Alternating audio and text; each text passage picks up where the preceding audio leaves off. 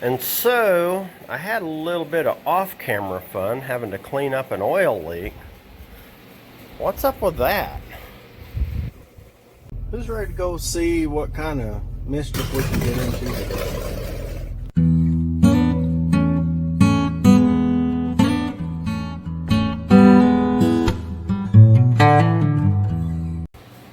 Welcome back, everybody.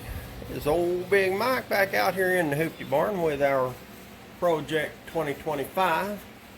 And what is up with that?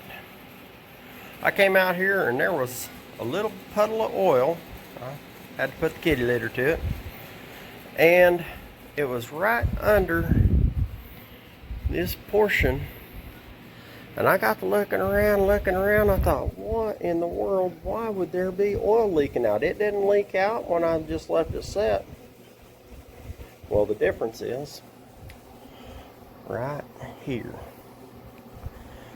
When I tried cranking it, I cranked that oil pump. And apparently, these fittings right here were not tight at all. I mean, they were barely finger tight. And dummy me, I should have checked that before I ever tried starting anything up. Anyway, I snugged her all up. So now she should be good. Hopefully no more oil leaks. So last time we tried to start this dude and it was a no-go. So today I figure I'm gonna try a few odds and ends. I got some advice in the comment section and took it upon myself to watch some videos and do some research online, see if I couldn't figure things out. So I figure I'm just going to start with first things first. And I'm going to pull that number one plug.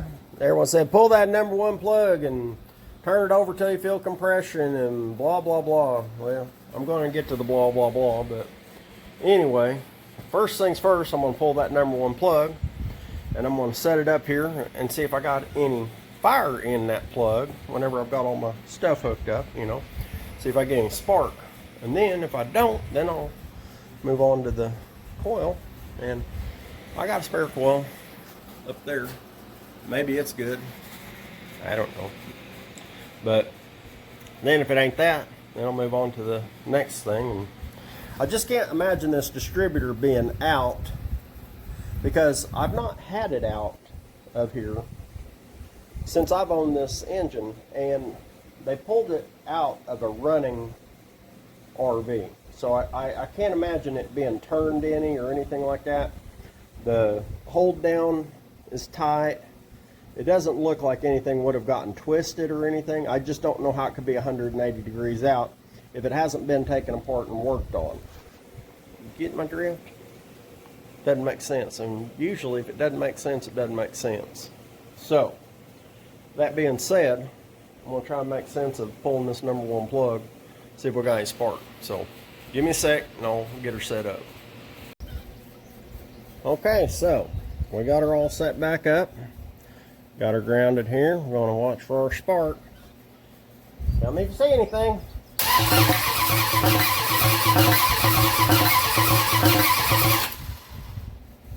I saw nothing. So, next. Alright, so from what I've seen online, on my little researching, I'm going to check this coil. I'm going to go to the lowest setting on the ohms to check frost these, and it holds steady at 1.5, which I believe is supposedly good, and then up to 200K. Test from inside out. That holds at 9.7 on the positive side and 9.7 on the negative side. So I think that says it's good. I don't know. I believe so. All right. And so a few hours later, and I'm just going to say, I'm either going to be a genius or an idiot, or probably somewhere between. And I'm either going to say, you guys need to keep a better eye on me, or, yeah, I probably should have just listened to you. I'm not sure which yet. Because I had this epiphany, a vision, an idea, so it may be. And I was looking, and I thought about, this ignition here, this distributor. It's not a points distributor. Got that electronic ignition business and all that, right? And I was like, you know what? I wonder if I should have the electronic ignition stuff hooked up, if that would make a difference in whether or not that dude would get spark. So I tracked down all the wires because, well, I got a diagram and none of the colors matched. Well, maybe one color matched or two, but anyway. So I pulled a couple diagrams off the internet and I tried a couple odds and ends, and that's where we're at. So I figure I might as well just go ahead and try this dude again.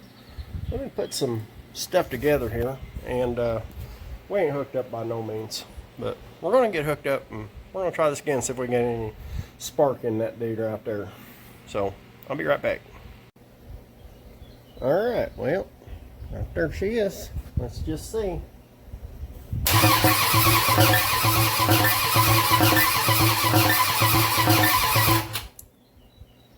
Okay, so I'm still an idiot, but it was worth a try, right?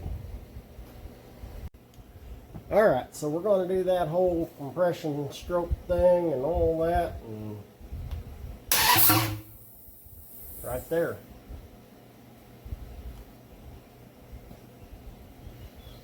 And I went ahead and loosened this. I felt like kind of went past. I'm going to go ahead and go around one more time just to make sure.